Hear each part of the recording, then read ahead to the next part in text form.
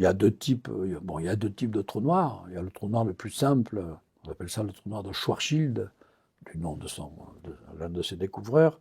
C'est un trou noir statique, qui ne tourne pas sur lui-même, il est parfaitement sphérique. On a une solution de Schwarzschild, on a fait énormément d'études. Bien, là-dessus. Après, en fait, le trou noir générique, c'est un trou noir qui tourne, parce que tous les objets tournent dans l'univers. Ouais.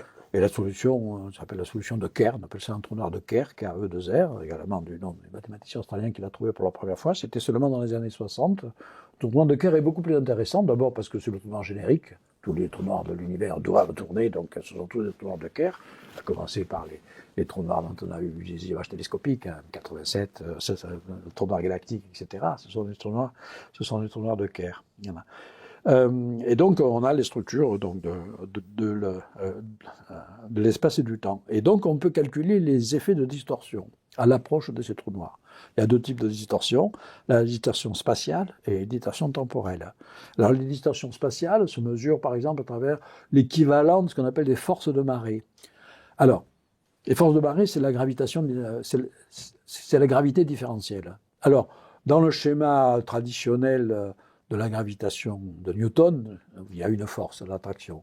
Ouais. Dans la force de marée, ça passe quoi? C'est que vous avez un corps qui s'approche de notre corps, la partie avant est soumise à une force légèrement plus grande que la partie arrière, donc il va y avoir une tendance au corps soumis à s'étirer. Exactement, on appelle ça les forces de marée, parce que les marées terrestres, c'est exactement l'effet que la Lune exerce sur les océans de la Terre.